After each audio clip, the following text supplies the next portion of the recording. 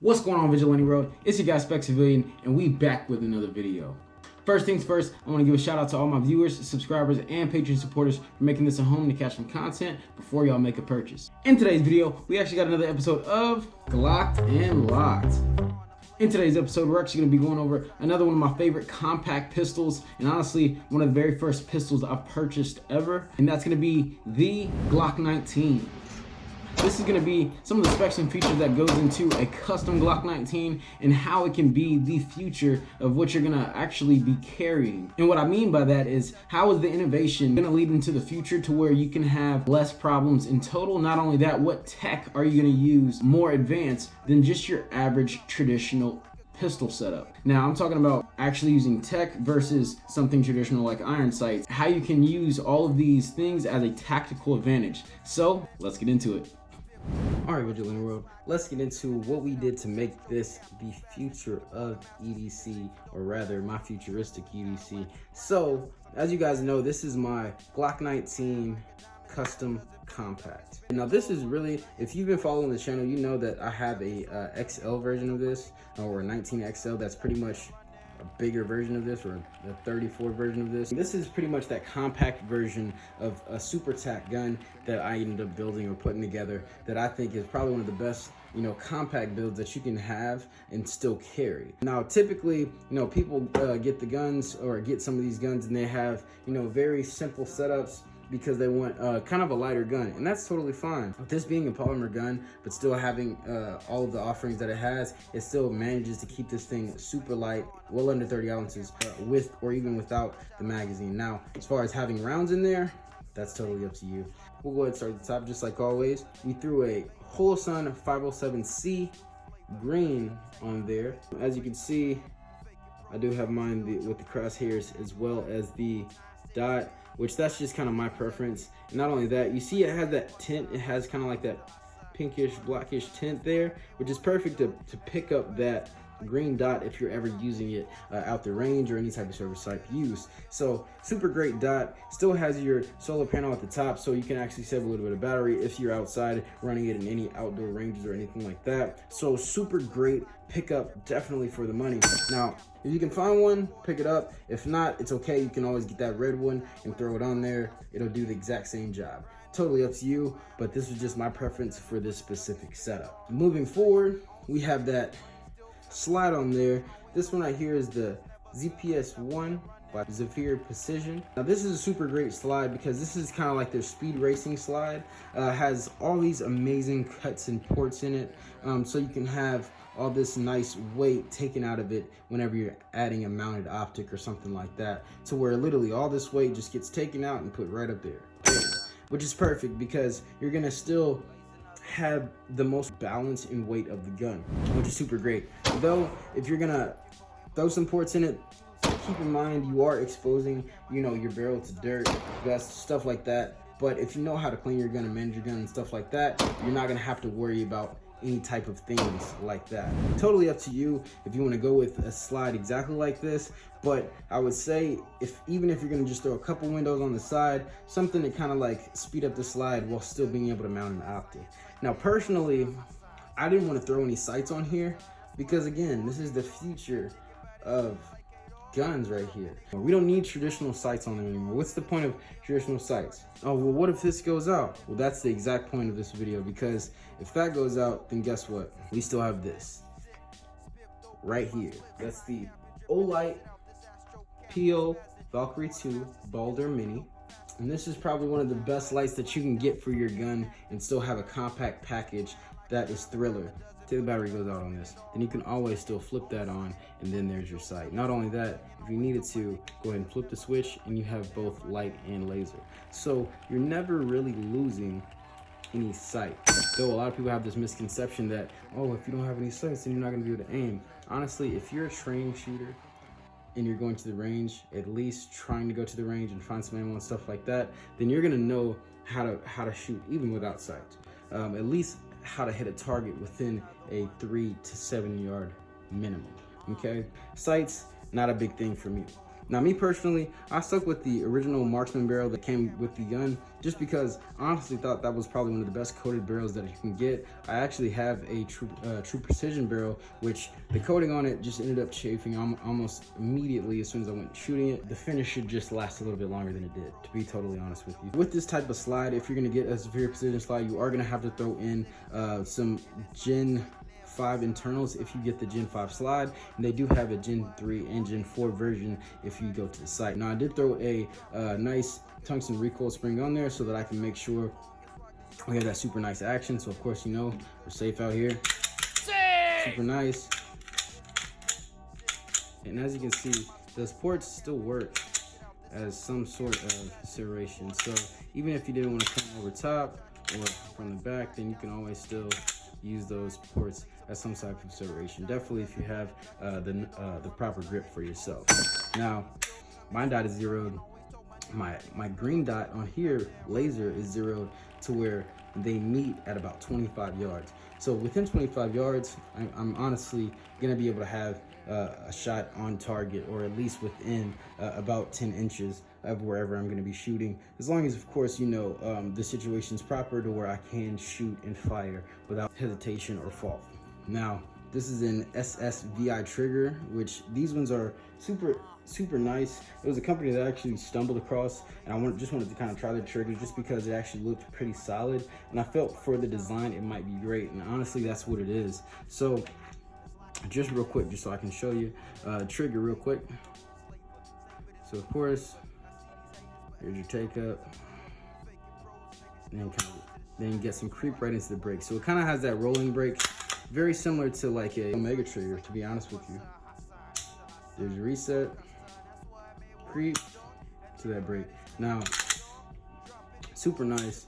I think honestly for a trigger at this cost, honestly it was a little under $100, or even about $100 now that you can get this for. So for that price, super solid for a trigger, and they have it in Gen 5, Gen 4, and Gen 3. So it's totally up to you. Extended controls on there just to make sure that I can drop that slide. Even if I do get that lock back, I can always make sure that I can get that clean drop. Other than that, really just have a nice little TTI base plate on here, just so that I can make sure that I have a nice round capacity as well as a nice level of grip for the amount of gun that I have. Now, I can always throw a flush mag in here just so I can have that more compact gun if I want, but this one honestly is really not too bad when it comes to printing or anything like that if I'm looking for carry.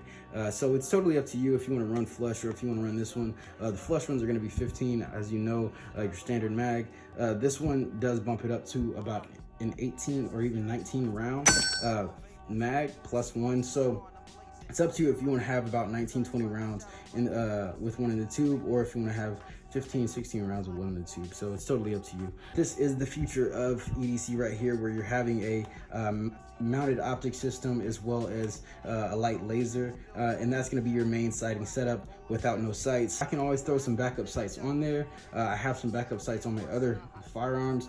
A setup like this that's kind of like compact carry, that's one less thing that I have to worry about even snagging on me, and that was my main thing about this. I wanted to have absolutely no snag even with sights, because people get these suppressed right sights look like a rhino horn, and then next thing you know, you're getting it caught up on your shirt just trying to use it. So this one, very clean, don't have to worry about a rhino horn getting caught up on my shirt. And then not only that, I can still go out, use this thing, have it perform as needed, and then just run with it. So super great gun. I think everybody who has a 19 should look into at least having a build that's like this, or having some type of dedicated optic and laser gun. If you have some type of striker polymer frame, or even a steel framed striker fire gun. Now, even if you wanted to honestly run a double action or a 1911 like this, that'd be super great, but the polymer frames are gonna be best for weight if you wanna get all of the perks out of this gun without having anything that's going to be super heavy and still have enough rounds for you to get the job done. So we're going to get off the mat, we're going to talk about it a little bit, and you guys are going to let me know what you kind of think about it. Let's get to it. Back to it. So as you've seen, this is exactly what I mean when I say the future of EDC. Something that you can see being the future of innovation with the actual build. With my specific build, I went ahead and stripped the sights. Like I said, A lot of new companies and a lot of companies in general are adopting some type of anti-snag system whenever they're talking about a gun that you're going to carry or a compact size gun, even with micro 9s and stuff. That's what I wanted to kind of implement with my build, because again, I think that is one thing that in the future will be a very practical thing that most people who are carrying a gun will actually adopt. And so if you know and train with some type of compact or carry pistol, you know that you can alleviate some of that snag if you are training with some type of anti-snag system. And so that's just kind of the best part. You train with it, you learn with it, and you don't have to worry about it in the future. A lot of people will adopt some type of optic because their sight gets bad or whatever the case may be. Whenever you already have a build that's like that, that's something that you're just training around and something that you're growing accustomed to, so that you don't actually have to worry about straining your eyes as much. And as long as you kind of train on the stabilization of the gun, you know for a fact you're going to be able to hit wherever that dot is. So that's just some of the perks of being able to have a dot on there. And again, I'm not really particularly worried about a backup set of sights because I do still have the laser on there. With the laser on there, again, you still have a backup system to be able to know where your point of aim is. All of that stuff is meant to make sure you have the tactical advantage with a build like this. And since you're using a bunch of technology, again, that's why I think this is the future of what would be called an EDC. Again, with the porting that's on the slide, you know for a fact you can still use those as slide serrations. Now you do still get back slide serrations for my specific builds, and honestly for most guns who are going to have some ports or something like that, you can still use them as slide serrations. Now understand that whenever you're firing your gun, it's going to get really hot, so that's just one thing to kind of think about. You'll probably have to rack your slide from your optic or the rear slide serrations. So again, training around it, knowing for a fact you'll be able to handle and manipulate your gun how you need to in the right time. Now with being able to have a compact gun like this that's still a 4-inch barrel, you know for a fact you're still going to be able to carry this no problem. It's not going to hit your junk, it's not going to jab you in the waist, it's not going to do none of the funny stuff that a lot of these longer guns do whenever you are trying to carry them. Definitely appendix. Now if you're carrying on your side or on your hip or on your back, it might not be as much of a problem. I carry appendix myself, so that's why I can speak to that as far as something being uncomfortable if you are trying to carry an appendix. I had an SP01 that I carried for probably about 3 days, and that was the last 3 days I ever carried that gun. Super heavy, super uncomfortable, and that's just, again, one reason I don't like carrying a government style gun appendix, and that's just the reality of that. At the time I had to do it, so that's why I did it, but I'll never do it again. With having something that's still compact like this, you know for a fact all the reasons why the Glock 19 are popular for a compact carry gun, you still get that in a build like this. The best part about having a gun like this is you still get max capacity. At the end of the day, you get 15 plus 1 in the tube, and so you still get 16 rounds that you can just fire off if you need to go have some fun, or if you're actually in a self-defense situation to where you have to actually take care of business and draw your firearm. You know for a fact you have enough rounds to make sure that you can get the job done. Now that's something that's compact and gives you enough rounds to be able to make sure that you are comfortable and safe. Glock, you have plenty of triggers to go for. Me specifically, I chose this trigger because it was one trigger that I thought a bit cool for the style. Not only that, it still gave me a flat face with the design, and so I actually appreciated this type of trigger. But you can get any Glock trigger and make sure you have the right connector and springs and stuff like that to make sure your trigger is tuned, your reset's tuned, everything is tuned to pretty much your own subjective feeling, to where you know you're comfortable again with that trigger and with that gun, whatever the weight may be. One really cool thing about a build like this and a future model like this is that you have plenty of options for modification, and that's kind of the best thing about any type of future build. You know for a fact it's still a polymer gun, so it's something that is going to be a little bit lighter when it comes to overall weight, and you get the traditional reliability of Glock, which is why this gun is future proof. Regardless of all the modifications and upgrades that you do to this, it is still proven to be a very reliable gun. Don't get me wrong, if you do it the wrong way whenever you're upgrading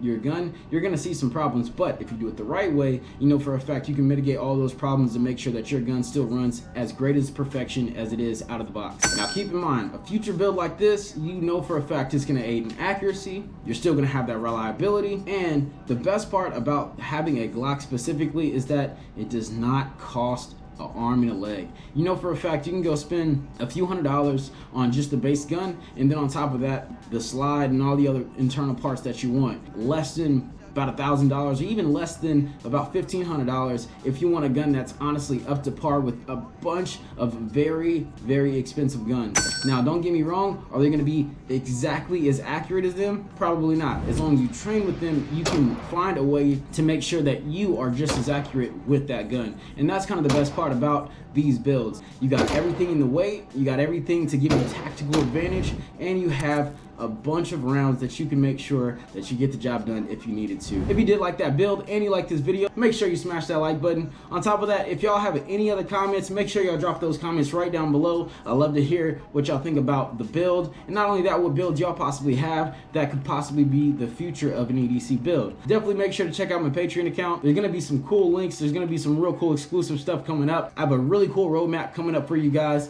to where you can kind of see what I've kind of been working on. So definitely make sure to stay tuned. Other than that, all I gotta say is stay safe, get some ammo. Till next time, y'all.